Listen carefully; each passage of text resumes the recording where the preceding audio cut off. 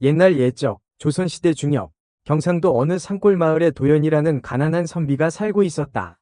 도연은 어려서 부모를 여의고 인색하기 짝이 없는 숙부 밑에서 온갖 구박을 받으며 자랐다.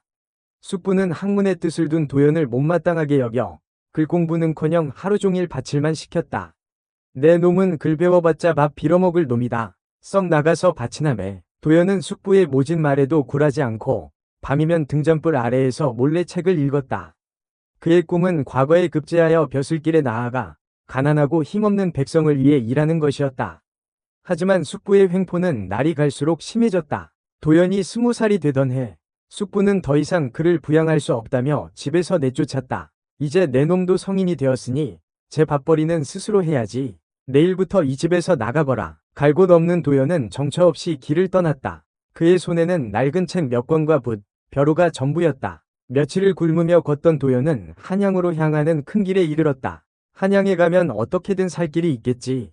과거를 보려면 한양으로 가야 한다. 도연은 희망을 품고 한양으로 발걸음을 옮겼다. 하지만 며칠 밤낮을 걸어도 한양은 보이지 않았다. 굶주림과 피로에 지친 도연은 길가에 쓰러지고 말았다. 얼마나 시간이 흘렀을까? 도연은 희미한 인기척에 눈을 떴다. 눈앞에는 웅장한 기와집이 서 있었다. 이런 곳에 사람이 살다니. 도연은 마지막 남은 힘을 짜내 기와집 대문으로 향했다. 계십니까? 지나가는 나그네인데 며칠 굶어 기력이 다했습니다. 염치 없지만 하룻밤만 묵어 갈 수 있겠습니까? 잠시 후 대문이 열리고 나이가 지긋한 노인이 나왔다. 그는 이계라는 퇴직한 관리로 몇 년 전 아내를 잃고 홀로 살고 있었다. 최근에는 하나뿐인 아들마저 역병으로 잃고 슬픔에 잠겨 있었다. 이계는 도연의 초췌한 모습을 보고 측은한 마음이 들었다. 들어오시오. 마침 빈 방이 많으니 편히 쉬었다 가시오. 이계는 도연을 안채로 안내했다. 그곳은 아들이 쓰던 방으로 깨끗하게 정돈되어 있었다. 이 방에서 묵으시오. 저녁상은 곧 내올 테니 기다리시오. 도연은 오랜만에 따뜻한 방에 몸을 뉘었다. 굶주린 배에서는 꼬르륵 소리가 났지만 몸은 노곤하여 움직일 수가 없었다. 얼마 후 이계가 푸짐한 저녁상을 들고 왔다. 밥과 국, 고기 반찬, 나물 등 진수성찬이었다. 도연은 눈물을 글썽이며 밥을 먹었다. 감사합니다, 어르신. 이 은혜를 어찌 갚아야 할지 모르겠습니다. 별 말씀을. 젊은이가 배를 고른 것을 보니 내 마음이 아파서 그렇소. 내 아들도 살아있었다면 당신 또래였을 텐데. 이계는 도연에게서 죽은 아들의 모습을 보았다. 그는 도연에게 따뜻한 옷과 이불을 내주며 편히 쉬라고 말했다. 도연은 오랜만에 따뜻한 밥과 잠자리에 몸을 맡겼다. 하지만 잠은 쉽게 오지 않았다. 내일부터는 또 어떻게 살아야 하나? 과거는 볼 수 있을까? 걱정과 불안이 밀려왔다. 그때 도연의 눈에 띄는 것이 있었다. 방 한쪽 구석에 있는 문이었다. 저 문은 어디로 통하는 거지? 호기심이 생긴 도연은 조심스럽게 문을 열었다. 문을 열자 달빛이 쏟아져 들어왔다. 그곳은 작은 정원이었다. 정원 한가운데에는 연못이 있었고 연못가에는 정자가 세워져 있었다. 정자 안에는 아름다운 여인이 잠들어 있었다. 여인은 이계의 며느리 이서화였다. 서화는 명문가의 규수로 아름다운 외모와 뛰어난 재능을 지녔다. 하지만 정략결혼으로 얼굴도 모르는 남자에게 시집왔고 한 달 만에 남편을 잃었다. 시어머니는 이미 세상을 떠났고 시아버지 이계는 아들을 잃은 슬픔에 잠겨 서화를 돌볼 겨를이 없었다. 서화는 밤마다 정자에 나와 죽은 남편을 그리워했다. 그녀는 차라리 남편을 따라 죽고 싶었지만 조선시대 여인의 도리를 저버릴 수 없었다. 도연은 서화의 아름다움에 넋을 잃었다. 달빛 아래 비치는 그녀의 모습은 마치 선녀와 같았다. 도연은 자신도 모르게 정자로 다가갔다. 서화는 인기척에 눈을 떴다. 그녀는 낯선 남자의 모습에 깜짝 놀랐다. 누구시오? 도연은 당황하여 말을 잇지 못했다. 저는 길을 잃었습니다. 죄송합니다. 도연은 황급히 정자를 나왔다. 하지만 서화의 아름다운 모습은 그의 머릿속에서 떠나지 않았다. 저렇게 아름다운 여인이 혼자 살고 있다니. 도연은 밤새 잠을 이루지 못했다. 서화에 대한 생각으로 가슴이 두근거렸다. 다음날 아침, 도연은 이계에게 인사를 하고 길을 떠나려 했다. 하지만 이계는 도연을 붙잡았다. 젊은이, 갈 곳이 없다면 내 집에 머무르게.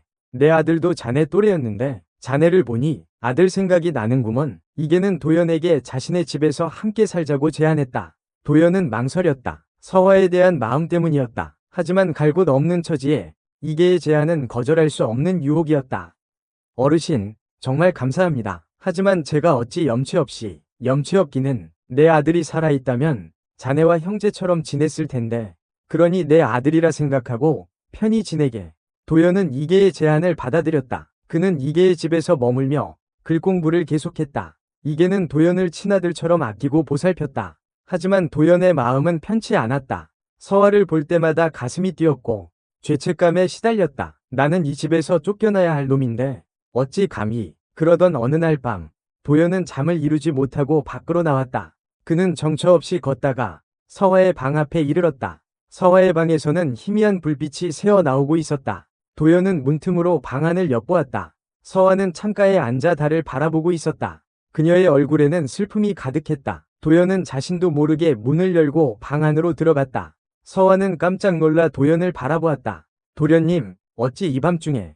도연은 서화에게 다가가 그녀의 손을 잡았다. 서화 아씨, 저는 아씨를 연모합니다. 서화는 도연의 갑작스러운 고백에 당황했다. 하지만 그녀의 마음속에도 도연에 대한 연정이 싹트고 있었다. 서화는 도연의 손을 뿌리치지 않았다. 그녀는 고개를 숙인 채 눈물을 흘렸다. 도련님, 저는 이미 시집온 몸입니다. 더구나 남편을 잃은 죄인이옵니다. 저는 상관없습니다. 아씨만 허락하신다면 저는 아씨를 평생 모시고 살겠습니다. 도연은 서화의 눈물을 닦아주며 그녀를 품에 안았다. 서화는 도연의 품에 안겨 느꼈다. 두 사람은 밤새도록 서로의 마음을 확인했다. 하지만 두 사람의 관계는 오래가지 못했다. 이계의 사촌동생 이진이 두 사람의 모습을 목격한 것이다. 이진은 평소 이계의 재산을 탐내고 있었고 도연을 눈엣 가시로 여겼다. 이진은 이계에게 달려가 도연과 서화가 부정한 관계를 맺고 있다고 고했다. 형님, 큰일 났습니다. 그 젊은 놈이 형수님과 정을 통하고 있습니다.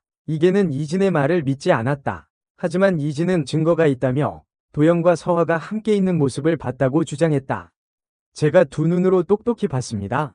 그놈이 형수님 방에서 나오는 것을.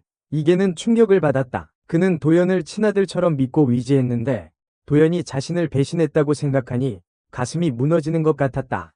이계는 도연을 불러 추궁했다. 도연아, 네가 정말 서화와 그런 짓을 했느냐? 도연은 차마 사실을 말할 수 없었다. 그는 서화를 보호하고 싶었다. 어르신, 저는 아무 잘못이 없습니다. 도연의 거짓말에 이계는 더욱 분노했다. 내 놈이 감히 나를 속이려 드느냐? 내 너를 관아에 넘겨 죄를 묻겠다. 이계는 하인들을 시켜 도연을 포박했다. 도연은 저항하지 않았다. 그는 모든 것을 체념했다. 하지만 그때 서화가 나타났다. 아버님, 안 됩니다. 도련님은 아무 잘못이 없습니다. 서화는 이계 앞에 무릎을 꿇고 모든 사실을 털어놓았다. 제가 도련님을 유혹했습니다. 도련님은 저를 지켜주려 거짓말을 한 것입니다. 서화의 고백에 이계는 큰 충격을 받았다. 그는 며느리의 슬픔과 외로움을 헤아리지 못했던 자신을 자책했다. 이계는 도연의 포박을 풀고 두 사람에게 용서를 빌었다. 내가 어리석었다. 너희들의 마음을 몰라주고 오해를 했구나. 이계는 도연과 서화를 정식으로 혼인시키기로 결심했다. 그는 두 사람의 행복을 빌어주었다. 하지만 이진은 이대로 물러서지 않았다. 그는 도연을 제거하기 위해 음모를 꾸몄다. 이진은 관아에 뇌물을 바쳐 도연을 영모죄로 우고했다. 도연은 다시 감옥에 갇히게 되었다. 서화는 도연을 구하기 위해 백방으로 노력했지만 힘없는 여인의 힘으로는 역부족이었다. 절망에 빠진 서화는 마지막 수단으로 이계에게 도움을 청했다. 아버님, 도련님을 살려주세요. 도련님은 아무 죄가 없습니다. 이계는 며느리의 간절한 부탁에 마음이 움직였다. 그는 자신의 모든 재산과 권력을 동원하여 도연을 구명하기로 결심했다. 이계는 조정의 고위 관리들에게 서신을 보내고 뇌물을 써서 도연의 무죄를 주장했다. 하지만 이진의 방해도 만만치 않았다. 이진은 도연이 영모를 꾀했다는 거짓 증거를 조작하고 증인을 매수하여 도연을 궁지로 몰아넣었다. 재판이 열리고 도연은 불리한 상황에 놓였다. 이진이 제시한 증거와 증인들은 모두 도연을 범인으로 지목했다. 도연은 자신의 결백을 주장했지만 아무도 그의 말을 믿어주지 않았다. 절망적인 순간 이계가 증인으로 나섰다. 그는 자신의 모든 명예와 지위를 걸고 도연의 무죄를 증언했다. 재판장님, 도연은 역적이 아닙니다. 그는 제 아들이나 다름없는 아이입니다. 제가 이 아이의 성품을 보증합니다. 이계의 증언은 재판의 흐름을 바꾸어 놓았다. 재판장은 이계의 명성과 지위를 고려하여 그의 증언을 신뢰하기로 했다. 하지만 이진은 마지막 카드를 꺼내들었다. 그는 도연과 서화의 관계를 폭로하며 도연이 서화를 차지하기 위해 이계를 해치려 했다고 주장했다. 재판장님, 이자는 이계 형님의 며느리와 부정한 관계를 맺은 자입니다. 이자는 형님의 재산과 며느리를 탐내어 형님을 해치려 한 것입니다. 이진의 폭로는 재판정을 충격에 빠뜨렸다. 재판장은 도연에게 사실 여부를 물었다. 도연은 더 이상 숨길 수 없다고 판단했다. 그는 모든 사실을 털어놓았다. 저는 서와 아씨를 사랑합니다. 하지만 저는 이계 어르신을 해치려 한 적이 없습니다. 도연의 고백은 재판장의 마음을 움직였다. 재판장은 도연의 진심을 믿기로 했다. 하지만 이진은 포기하지 않았다. 그는 도연이 영모를 꾀했다는 새로운 증거를 제시하며 도연을 처형해야 한다고 주장했다. 재판장은 고심 끝에 판결을 내렸다. 피고 도연은 영모죄에 대해서는 무죄를 선고한다. 하지만 이계의 며느리와 부정한 관계를 맺은 죄는 인정된다. 따라서 피고 도연에게 유배형을 선고한다. 도연은 유배형을 받아들였다. 그는 서화와 함께라면 어디든 상관없다고 생각했다. 서화는 도연을 따라 유배지로 가기로 결심했다. 그녀는 도연과 함께라면 어떤 고난도 이겨낼 수 있다고 믿었다. 두 사람은 유배지에서 서로 위지하며 살아갔다. 도연은 글 공부를 계속했고 서화는 싹바느질을 하며 생계를 꾸려나갔다. 몇 년 후 도연은 과거에 급제하여 벼슬길에 나아갔다. 그는 뛰어난 능력과 청렴한 성품으로 백성들의 존경을 받았다. 도연은 이계에게 은혜를 갚기 위해 노력했다. 그는 이계를 한양으로 모셔와 극진히 봉양했다. 이진은 도연의 성공을 질투하여 다시 한번 도연을 모함하려 했다. 하지만 이번에는 도연이 먼저 이진의 악행을 밝혀냈다. 이진은 모든 죄가 드러나 처형당했다. 도연과 서화는 오랜 고난 끝에 행복을 찾았다. 두 사람은 평생 서로 사랑하며 백성을 위해 헌신하는 삶을 살았다. 이 이야기는 대구 달성군 화연면에 전해지는 이야기와 비슷하지만 인물, 배경, 틴티에들 새롭게 창조하여 더욱 풍부하고 흥미로운 이야기로 만들어졌다. 특히 도연과 서화의 사랑, 이계의 헌신, 이진의 악행 등을 중심으로 인간의 다양한 감정과 욕망, 그리고 정의와 진실의 승리를 보여주고 있다. 도연은 유배에서 돌아온 후 이계의 집으로 돌아와 서화와 함께 살았다. 이계는 두 사람을 친자식처럼 아끼며 넉넉한 살림을 꾸려나갈 수 있도록 도왔다. 도연은 과거에 급제한 후에도 겸손함을 잃지 않고 백성들을 위한 정치를 펼치기 위해 노력했다. 그는 부패한 관리들을 척결하고 억울한 백성들의 원을 풀어주는 등 선정을 베풀어 칭송을 받았다. 서화는 도연의 든든한 내조자였다. 그녀는 도연이 어려운 결정을 내릴 때마다 현명한 조언을 아끼지 않았고 도연이 지쳐있을 때는 따뜻한 위로를 건넸다. 두 사람 사이에는 아이도 태어났다. 아이는 총명하고 건강하게 자라 가문이 자랑이 되었다. 이계는 손주를 보며 노년의 행복을 누렸다. 그는 도연과 서화에게 자신의 모든 재산을 물려주고 편안하게 여생을 보냈다. 도연은 이계가 세상을 떠난 후에도 그의 가르침을 잊지 않고 백성을 위한 정치를 계속했다. 세월이 흘러 도연은 높은 관직에 올랐다. 그는 나라의 중요한 정책 결정에 참여하고 왕에게 충원을 아끼지 않는 충신으로 이름을 떨쳤다. 하지만 그의 마음속에는 늘 백성들을 향한 연민과 사랑이 가득했다. 그는 가난하고 힘없는 백성들이 억울한 일을 당하지 않도록 공정한 법 집행을 위해 힘썼다. 도연과 서화의 사랑 이야기는 널리 퍼져나갔다. 사람들은 두 사람의 순수한 사랑과 굳건한 믿음에 감동했다. 도연과 서화는 역경을 딛고 일어선 사랑의 상징이 되었다. 어느 날 밤, 도연과 서화는 정원에 나와 달을 바라보았다. 서화는 도연의 어깨에 기대어 속삭였다. 도련님, 우리는 참으로 험난한 길을 걸어왔습니다. 그렇소, 부인. 하지만 우리는 함께였기에 이겨낼 수 있었소.